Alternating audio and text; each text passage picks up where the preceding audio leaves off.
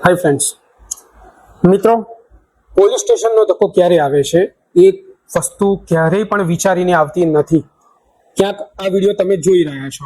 હવે સામાન્ય રીતે એવું કહેવા જાઉં તો તમે કોઈ ગુનેગાર કે આરોપી નથી કે તમારે પોલીસ સ્ટેશન આવવાનું છે, પણ મિત્રો આપણો સમાજ છે, તમારી સામે ક્યાંક અસામાજિક તત્વોનો ગેરવર્તણૂક થઈ, તમારે પોલીસ સ્ટેશનનો ધક્કો આવ્યો ફરિયાદી તરીકે, અને ક્યાંક નસીબ કહીએ કે આપણા કમ નસીબ કહીએ, સિસ્ટમના અમુક ટકા લોકોના વાંકે આપણી એફઆઈઆર નથી લેવાતી, ફરિયાદી સામે મિસબિહેવ થાય છે, ફરિયાદી પોલીસ સ્ટેશનના ધક્કા પર ધક્કા ખાય છે, પણ ન્યાય નથી મળી રહ્યો. ઘણીવાર હું જોઉં છું, હું એડવોકેટ છું, હું પણ ઘણીવાર પોલીસ સ્ટેશન જાઉં છું.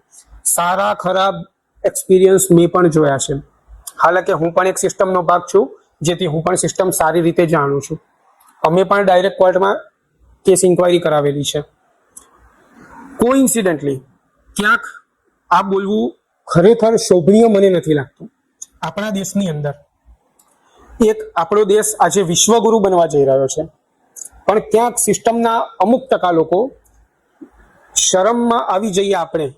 આપણે ભારતના નાગરિક છીએ, આપણે છાતી ઠોકીને બોલીએ છીએ, આપણે ગર્વથી બોલીએ છીએ, પણ ક્યાંક આમાંની ઘણી વસ્તુ એવી છે મિત્રો કે ક્યાંક શરમજનક છે, જે સામાન્ય રીતે આપણા દેશના ઘણા નાગરિકો જાણે છે.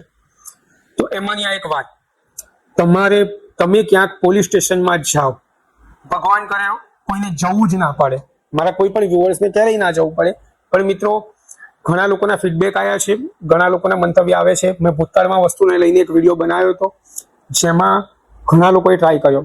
પહેલા તો હું કહેવા જઈશ, સામાન્ય રીતે તમારે કોઈ પણ કમ્પ્લેન હોય છે, જેમ કે સામાન્ય સંજોગોમાં 100 નંબર ડાયલ કરીએ છીએ, હાલ 112 નંબર આવી ગયો, મેડિકલમાં 108 નંબર ડાયલ કરીએ છીએ. તો એવી જ રીતે જ્યારે ભૂપેન્દ્રભાઈ પટેલ સરકાર બેસ્યા સીએમ તરીકે, અને એમણે લમસમ 1.5-2 વર્ષ પહેલા હેલ્પલાઇન રજૂ કરી હતી, helpline for people against police complain. તો કહેવાનો મતલબ આમાં એટલો છે કે જ્યારે કોઈ પણ પોલીસ અધિકારી, સ્પેસિફિક પોલીસ અધિકારી, કોઈ વ્યક્તિગત પોલીસ અધિકારી પોલીસમાંના, એ તમારી સામે કોઈ પણ ગેરવર્તણૂક કરે છે, તો મિત્રો તમે 1-444-9 આ નંબર યાદ રાખજો. હાલાકી હું સ્ક્રીન ઉપર શેર કરું છું, પણ આ નંબર ડાયલ કરો ત્યારે આ નંબર છે કમ્પ્લેન અગેન્સ્ટ પોલીસનો. પોલીસ વિરોધ કોઈ કમ્પ્લેન કરવી હોય તમારે, તો તમારે આ નંબર ડાયલ કરવાનો રહેશે. તમે સામાન્ય રીતે પોલીસ સ્ટેશને ફરિયાદ નોંધાવા ગયા, ધક્કા પર ધક્કા ખાય છે, ખરાબ વાત છે. પછી અમારે કહેવું પડે છે કે પોલીસ સ્ટેશનમાં તમારું કામ નથી થઈ રહ્યું, તો તમારે કોઈ સારા એડવોકેટને એપ્રોચ કરી લો, તમારું કામ થઈ જશે. પણ એકચ્યુઅલ સાચી પરિસ્થિતિ મુજબ મિત્રો કહેવા જઈએ ને, તો તમારે ફરિયાદી વ્યક્તિએ ખર્ચો કરીને એડવોકેટને એપ્રોચ કરવાનો, એ પણ ફરિયાદ કરવા માટે. તો એક શરમજનક વાત છે. ફરિયાદીએ તો ફોન કરે એમની એફઆઈઆર થઈ જાય, પણ ક્યાંક થઈ રહ્યું છે સિસ્ટમમાં આ વસ્તુ, જે શરમજનક છે. હાલાકી હું આ વસ્તુના આપણા વ્યુઅર્સ જ છે ઘણા બધા, એમના એક્સપિરિયન્સના મેસેજીસ આવે, ઘણાની કોમેન્ટ્સ આવી હતી, થેન્ક યુના તો ઢગલોબંધ મેસેજ આવ્યા હતા. જે તે સમયે મેં વિડીયો બનાવ્યો હતો, અને એ વખતે આ ફોન નંબર જે છે 1-444-9 નંબર, એ લોન્ચ થવાના એક અઠવાડિયા પહેલા મેં બનાવ્યો હતો વિડીયો, અને ઘણા લોકોએ જે તે સમયે ટ્રાય કર્યો, ફીડબેક આપ્યા, સારા રહ્યા. હાલ અત્યાર સુધીના તો જેટલા ફીડબેક છે સારા છે. સરકારે બહુ ઉત્તમ કામગીરી દર્શાવી છે એમાં પોતાની, કે હાલાકી હું માનું છું પોલીસ સિસ્ટમ ખરાબ નથી.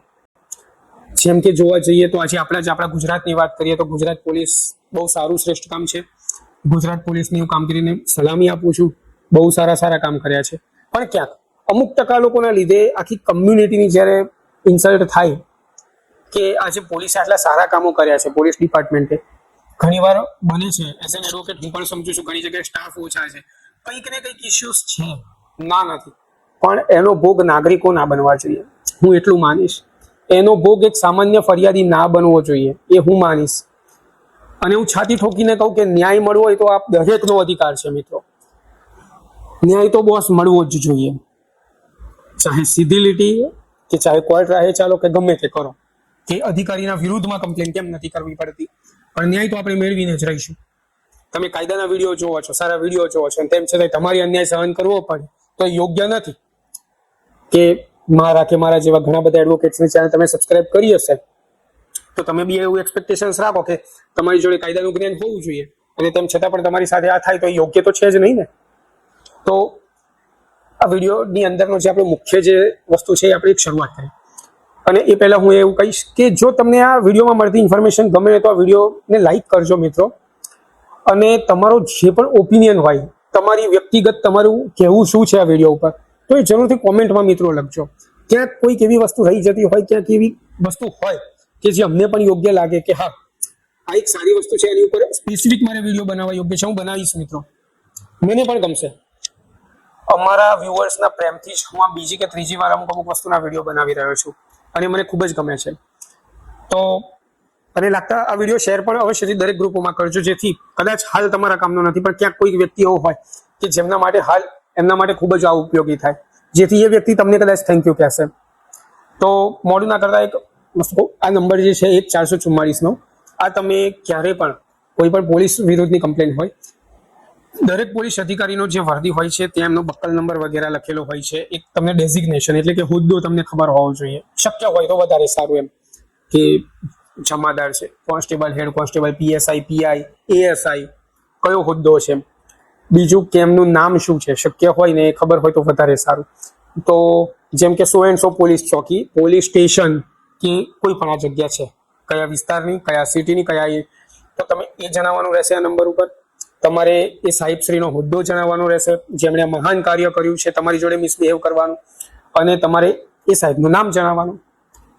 તમને થોડાક સમયની અંદર તમારામાં મેસેજ આવી જશે, ટેક્સ્ટ મેસેજ, તમારો કમ્પ્લેન નંબર જનરેટ થઈ ગયો હશે.